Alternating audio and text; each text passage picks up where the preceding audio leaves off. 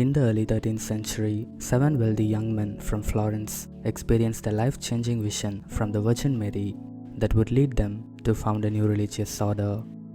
Join us as we explore how these 7 friends left their prosperous lives behind to embrace a path of humility and devotion, becoming the founders of the Servants of Mary, also known as the Servite Fathers.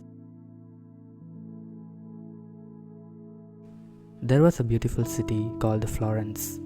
In the year 1233, in this city lived 7 young, wealthy men who were very well known and respected. Bonfilius, John, Gerard, Bartholomew, Benedict, Ricoverus, and Alexis. The youngest of these friends were 27 years old and the oldest was 35. Each of them had different interests and professions. One was a good-looking banker, another was a scholar who loved learning, and another was deeply involved in the politics of the time. Among them, 2 were married and one had lost his wife. All 7 men were very devoted Catholics and especially devoted to the Blessed Virgin Mary. Only 5 years before, they had joined a religious group called the Confraternity of the Laudacie of Our Lady. They enjoyed going to the group's regular meetings where they would pray and sing songs to honor the Virgin Mary. One day, on the feast of the Blessed Mary's Assumption, after receiving the Holy Communion, the 7 young men were reflecting and giving thanks in the Mass. Suddenly, each of them had a remarkable and life-changing experience. They all saw a brilliant, supernatural light, and within that light, the beautiful Queen of Heaven appeared, surrounded by many angels. Our Lady spoke to each of them individually and said, "Leave behind your worldly lives and come together to live in solitude where you will focus on your spiritual growth. Dedicate your lives entirely to God. By doing this, you will receive heavenly comfort, and my constant protection and help will always be with you."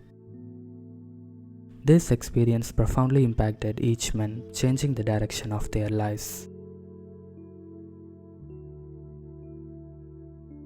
The beautiful vision gradually faded away, leaving the 7 young men deeply moved and now alone in the empty church. They stared at each other in stunned silence, each one wondering if the others had experienced the same vision. None of them were sure if they should talk about what they had seen. Finally, Bonfilius Monaldi, who was the oldest among them, decided to speak up. He modestly shared with his friends what he had witnessed and heard. After he spoke, the other 6 excitedly revealed that they also had seen and heard the same thing. Overwhelmed by the powerful experience, all 7 of them knelt together in front of the altar. With their hearts racing, they made a firm decision to follow and obey the profound call they had received. The 7 young men immediately went to see Father James, who was the respected spiritual director of Our Lady's Confraternity. They wanted his guidance on what they had experienced. Father James, along with the Bishop of Florence, was deeply moved by the sincerity and devotion of the young men. They both agreed that the decision the men had made was truly in line with God's will. Over the next 3 weeks, the 7 wealthy businessmen shared the surprising news with their families and friends. Their loved ones, inspired by the same divine influence, accepted and supported their unusual decision. It is believed that 2 of the men's wives joined a religious order. The 7 men sold all their personal belongings and gave the money for the help of those in need. On the feast of the Nativity of the Blessed Virgin Mary, the 7 young men said their final goodbyes to their loved ones. They changed out their luxurious senatorial robes and into simple grey monk's habits. With the bishop's blessing, they left their comfortable homes behind and moved into a farmhouse on the edge of town. Father James, the spiritual director who we saw earlier, agreed to be their chaplain, and the men chose Monaldi, one of the 7 men, to be their leader. They lived in this humble setting. They had no plans to start a new religious order. Their main goal was to live a very simple and disciplined life. They wanted to focus on extreme self-denial and penance as a way to purify themselves and show their love for God, following the guidance of His mother. Their daily routine was centered almost entirely around prayer, meditation, and acts of penance. They dedicated every Saturday to honoring Mother Mary, striving to give themselves fully to Jesus Christ through her. To practice humility in one of the most challenging ways, the holy men asked the bishop if they could beg for food from house to house among the many people who had once seen them as wealthy merchants. The bishop agreed to their request. As these 7 holy men walked through the streets begging, a crowd gathered to watch them. Some people thought they were strange or foolish, while others believed they were saints. And a miracle happened. During this time, several babies who had never spoken before suddenly exclaimed, "Look at the servants of Mary."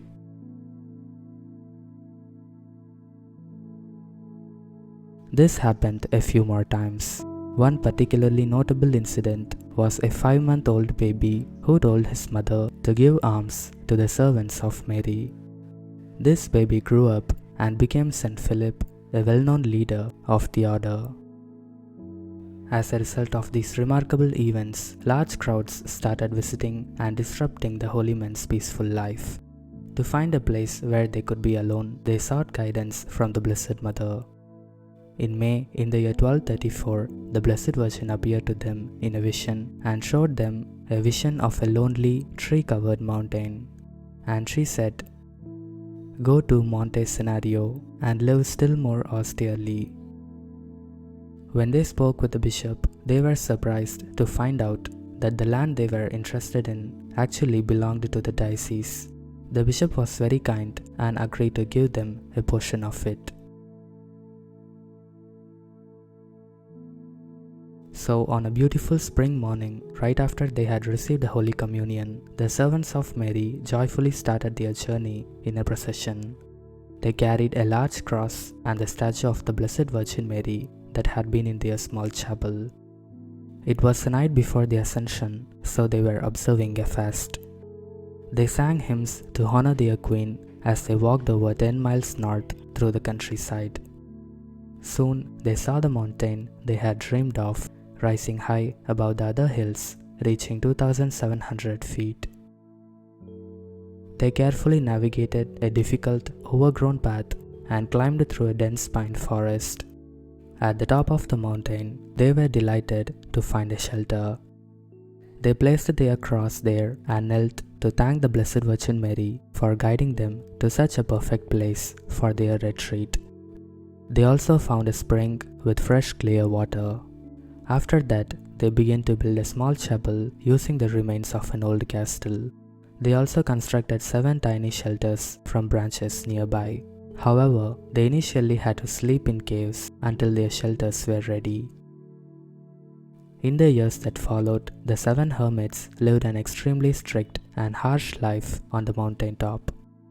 Their way of living was so severe that when a cardinal came to visit them, he was deeply shocked by their extreme self-discipline. He was so concerned about how harshly they treated themselves that he instructed them to be kinder to themselves. The cardinal noticed that some of the hermits would remain completely silent for long stretches of time, while others lived in caves and only ate herbs. And so the cardinal recommended that they come up with a single, unified set of rules for their community life, so all of them can follow the same rules. Later sometime, the hermits faced an issue. Many young men were coming to them asking to join their group.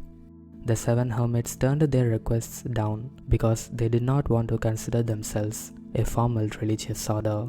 However, they decided to seek guidance from the Blessed Virgin Mary and consulted their bishop for advice on how to handle the situation.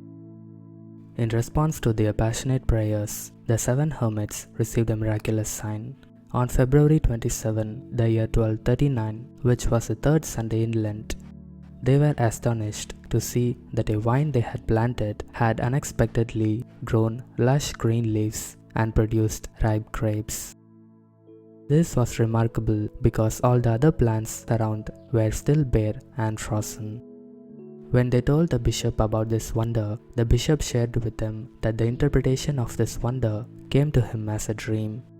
In the dream, he saw the 7 branches of the vine that symbolized the 7 hermits, and said that the grapes represented the people who would join their group. He interpreted the dream to mean that the 7 men were meant to spread devotion to Jesus and his mother. Believing this was God's plan, the 7 hermits decided to reorganize their group on Easter Sunday. They returned to their mountain retreat and prayed more intensely for guidance in their new mission. They also discussed which religious rules to follow and what kind of clothing they should wear. During the Holy Week, they increased their prayers, fasting, and self-denial. Then, on the evening of Good Friday, April 13, the year 1239, which also happened to be the feast of the Annunciation, they were exhausted but engaged in their night prayers.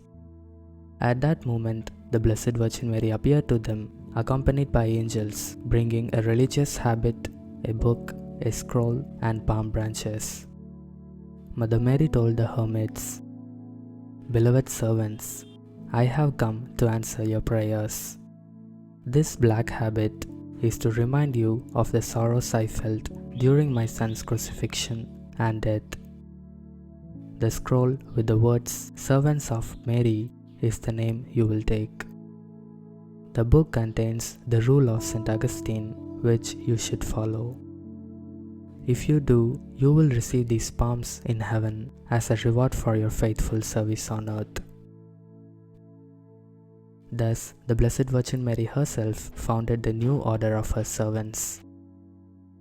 Our Lady also informed the bishop about the order, and he joyfully established it during a special ceremony in their hermitage on Monte Scenario.